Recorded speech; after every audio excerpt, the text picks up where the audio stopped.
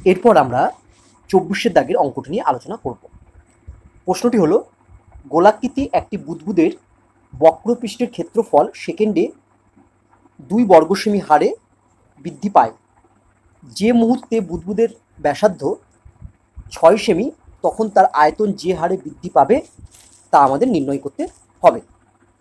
আমরা প্রথমেই ধরে নেব যে বুদবুদটির ব্যাসার্ধ 8 সেমি, বক্রপৃষ্ঠের ক্ষেত্রফল a বর্গ সেমি এবং আয়তন v ঘন সেমি। তাহলে আমরা প্রথমেই লিখে ফেলি, ধরি গোলাকৃতি বুদবুদটির ব্যাসার্ধ 8 সেমি, বক্রপৃষ্ঠের ক্ষেত্রফল a বর্গ সেমি এবং আয়তন v ঘন সেমি। তাহলে দেখো আমরা লিখতে পারবো, অতএব a ইকুয়াল টু কত লিখতে পারবো না, a ইকুয়াল টু আমরা লিখতে পারবো বক্রপৃষ্ঠের ক্ষেত্রফল কত হয় না, গোলাকৃতি বুদবুদ অর্থাৎ গোলকের বক্রপৃষ্ঠের ক্ষেত্রফল হয় 4 পাই r স্কোয়ার। গোলাকৃতি বুদবুদ মানেই গোলক।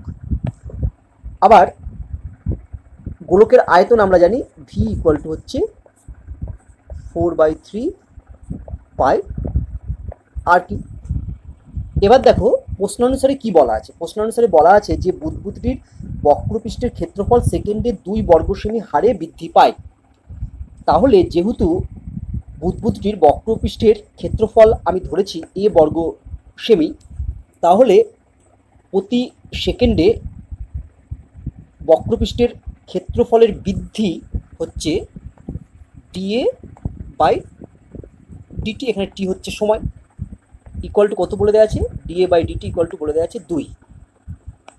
দিস ইমপ্লাইজ, আমি লিখছি d/dt, এখানে আমরা a এর মান জানি, a এর মান কত না, এর মান হচ্ছে 4 পাই r স্কোয়ার। আমরা যদি বসাই তাহলে dt এর মান যদি বসাই 4 পাই r square equal to 2।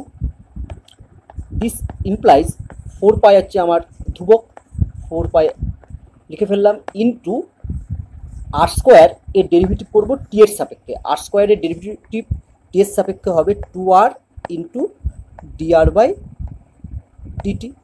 Equal to 2। এখান থেকে আমরা dr/dt ক্যালকুলেট করব। দেখো এখান থেকে আমরা dr/dt পাবো 1/4 পাই r, কারণ বোথ সাইড থেকে 2 কেটে যাবে।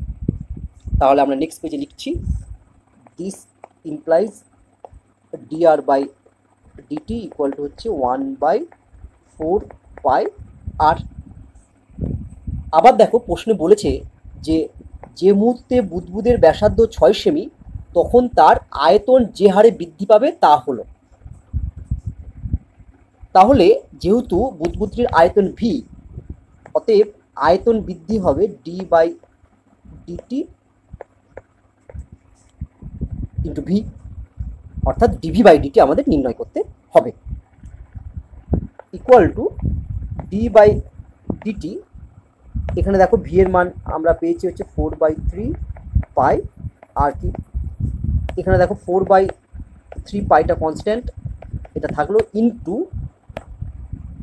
r কিউব এর ডেরিভেটিভ t এর সাপেক্ষে হবে 3r square into dr/dt। Next লাইনে আমরা লিখছি 4/3 into pi into 3r square into dr/dt এর ভ্যালুটি যদি আমরা এখানে বসাই তাহলে সেটা হচ্ছে 1/4 পাই r। এবার যদি আমরা সিম্পলিফিকেশন করি তাহলে দেখো হচ্ছে এখানে পাই কেটে গেল, 4 কেটে গেল, 3 কেটে গেল, আর একটা r কেটে গেল। তাহলে আমরা পেলাম কত, ইকুয়াল টু r। এবার দেখো প্রশ্নে r এর মান কত বলেছে না, ব্যাসার্ধ 6 সেমি তখন আয়তন যে হারে বৃদ্ধি পাবে সেটা। তাহলে দেখো এখানে r এর মান যদি আমরা 6 বসাই তাহলে আমরা পাবো হচ্ছে ইকুয়াল টু হচ্ছে 6, কারণ যেহেতু r ইকুয়াল টু 6। তাহলে সঠিক উত্তর কোনটি দেখো, তাহলে আমাদের সঠিক উত্তর হবে ডি, না আয়তন বৃদ্ধি সেকেন্ডে কত না 6 সেমি কিউব পার সেকেন্ড। এটাই আমার হচ্ছে সঠিক উত্তর।